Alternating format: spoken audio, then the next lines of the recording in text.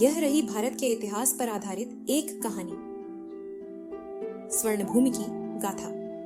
बहुत समय पहले जब दुनिया के कई हिस्सों में सभ्यताओं की शुरुआत हो रही थी, तब एक भूमि थी जो ज्ञान, समृद्धि और वीरता की प्रतीक थी। उसका नाम था भारत। इस भूमि पर ऋषियों ने वेदों की रचना की, राजाओं ने महान साम्राज्य खड़े किए और साधारण जनमानस ने संस्कृति की समृद्ध धारा को प्रवाहित किया। दरागंशी प्रारंभिक युग, सिंधु घाटी से वैदिक काल।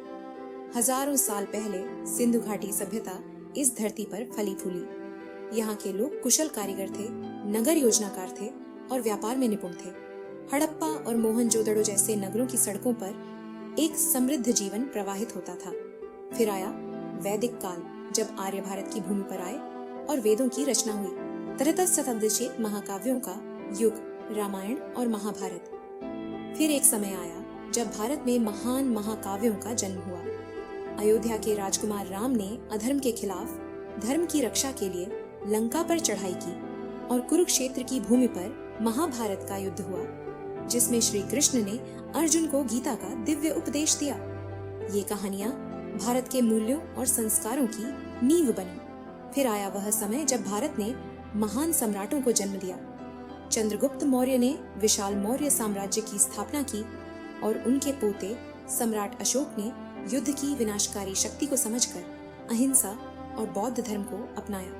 गुप्त साम्राज्य के दौरान भारत ने कला, विज्ञान और साहित्य में अपार उन्नति की, जिसे स्वर्ण युग कहा जाता है। जिका स्थिति, विदेशी आक्रमण और संघर्ष यम समय बीतता गया और भारत पर अनेक आक्रमण हुए। तुर्क, अफगान और मुगलों ने इस भूमि को जीतने की कोशिश की। बाबर ने पानीपत की लड़ाई में विजय प्राप्त कर मुगल साम्राज्य की स्थापना की और अकबर ने अपने अद्वितीय शासन से भारत को एकजुट करने का प्रयास किया। लेकिन समय बदला और औरंगजेब की नीतियों ने विद्रोह को जन्म दिया। ब्रिटिश राज और स्वतंत्रता संग्राम।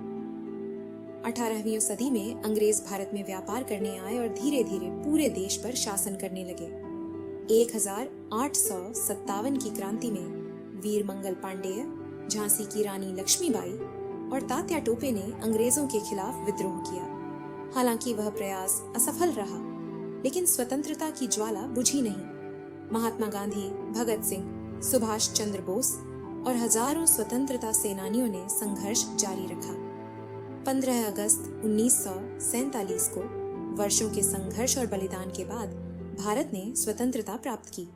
अजंदरस नवीन भारत की ओर स्वतंत्रता के बाद भारत ने एक नया सफर शुरू किया। लोकतंत्र की स्थापना हुई, विज्ञान और तकनीक में प्रगति हुई और आज भारत एक वैश्विक शक्ति बनकर उभर रहा है। यह कहानी केवल अतीत की नहीं, बल्कि भविष्य की भी है। भारत की गाथा अभी खत्म नहीं हुई है, ये सदियों तक आगे बढ़ती रहेगी, नई ऊंचाइयों की ओर। अगर आप कहानी में कुछ और जोड़ना चाहते हैं या किसी विशेष कालखंड पर ध्यान केंद्रित करना चाहते हैं, तो मुझे बताइए।